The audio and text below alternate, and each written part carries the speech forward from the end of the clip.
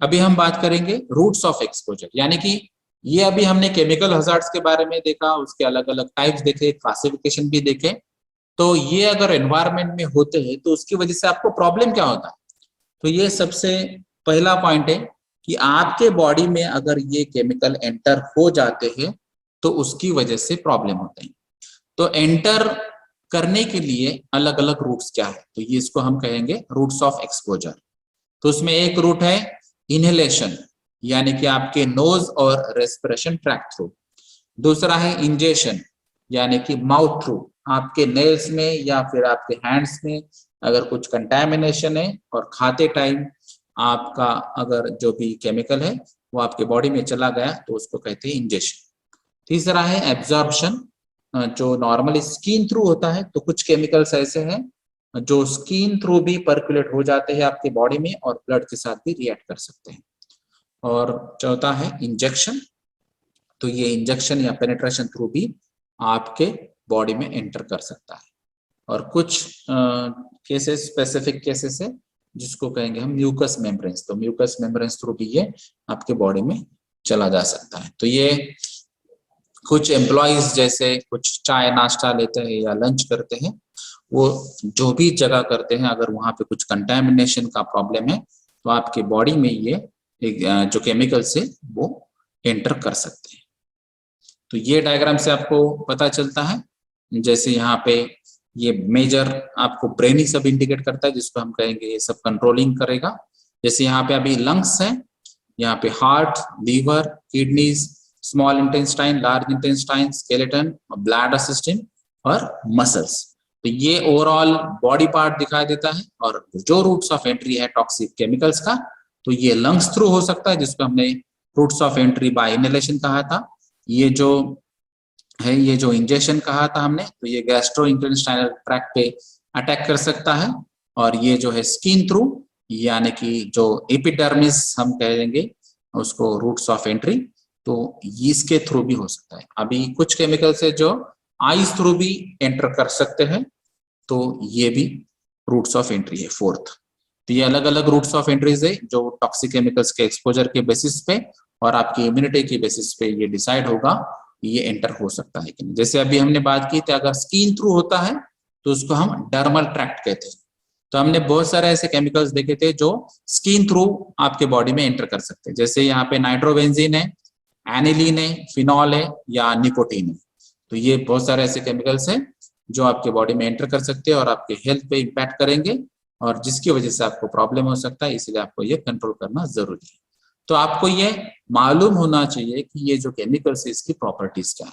तो ये जब आप मैन्युफैक्चरिंग या हैंडलिंग या स्प्रेइंग करते हैं तो उस टाइम आपको उसके इफेक्ट्स भी मालूम चाहिए। जैसे अभी आप जनरली फार्मिंग में अगर देखेंगे तो बहुत सारे फार्मर्स या ये जो है वो पेस्टिसाइड्स यूज करते हैं।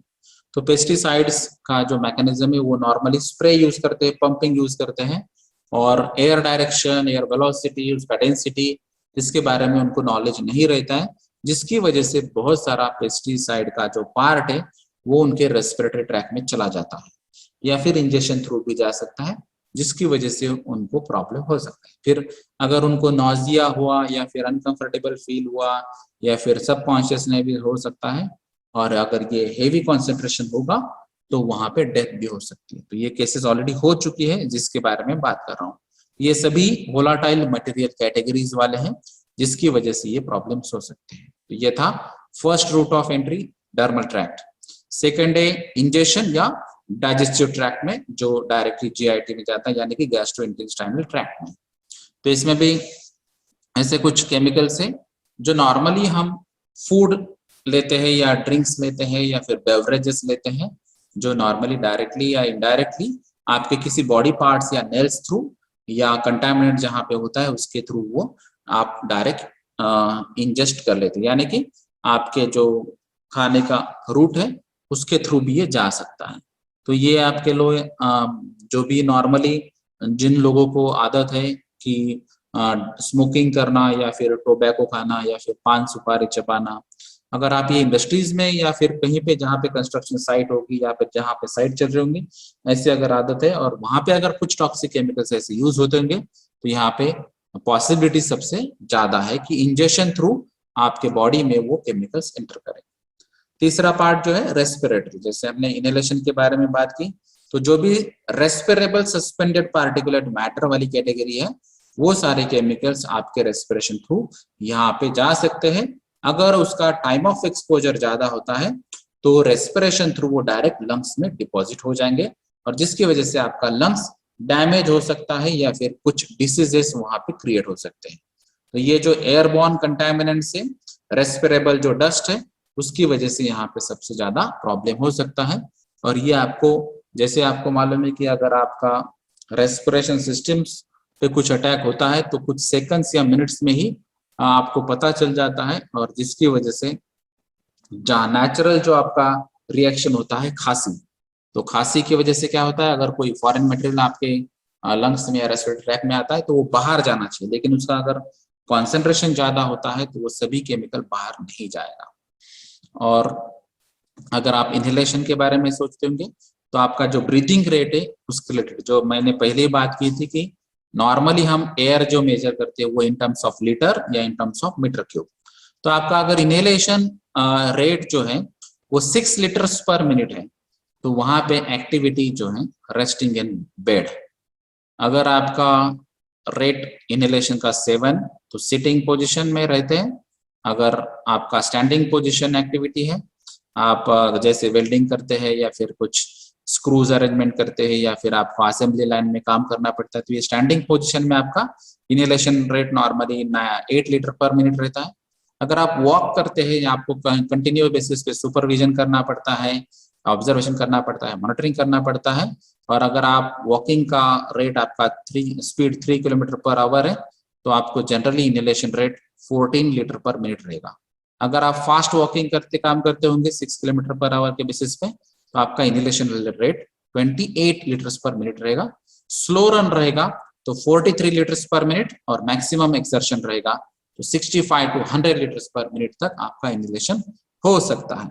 लेकिन ये जो ब्रीदिंग रेट है उसी हिसाब से जो भी केमिकल्स एनवायरनमेंट वहां पे रहेगा वो केमिकल्स उसी रेट से आपके बॉडी में चले जा सकते हैं। इसीलिए आपको ये सभी एनवायरनमेंट में या सभी सेक्शंस में हाउसकीपिंग अच्छी तरह से मेंटेन करना कंटिन्यू रखना चाहिए। उसके अलावा जो वेंटिलेशन है, एयर है या फैन अरेंजमेंट है, एयर कूलर अरेंजमेंट है, एसी अरेंजमेंट, ये सभी बातें का आपको ध्यान रखना है। उसके अलावा अगर जहाँ पे पॉसिबल है वहां पे एलईवी की प्रोविजन होनी चाहिए जिसकी वजह से जो भी टॉक्सिक सब्सटेंसेस रहेंगे वो टॉक्सिक सब्सटेंसेस आपके बॉडी में ना जाए रेस्पिरेशन थ्रू।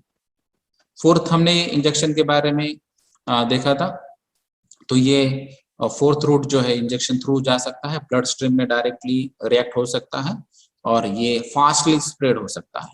तो ये नॉर्मली जो हम लैबोरेटरीज में जो काम करते हैं, जो स्पेशली एनिमल्स पे काम करते हैं, जैसे अगर आपको कुछ मालूम है जैसे LC50 LD50 वैल्यूज अगर आपको निकालनी है किसी केमिकल्स की तो उसके लिए आपको रैबिट्स या रैट्स पे काम करना पड़ता है और उस टाइम शायद अगर वो इंजेक्शन आपको टच करता है तो उसकी वजह से भी आपके ब्लड स्ट्रीम में वो जा सकता है। तो इंजेक्शन थ्रू भी ये कुछ केमिकल्स जो टॉक्सिक केमिकल्स है वो आपके स्किन थ्रू जा सकते हैं।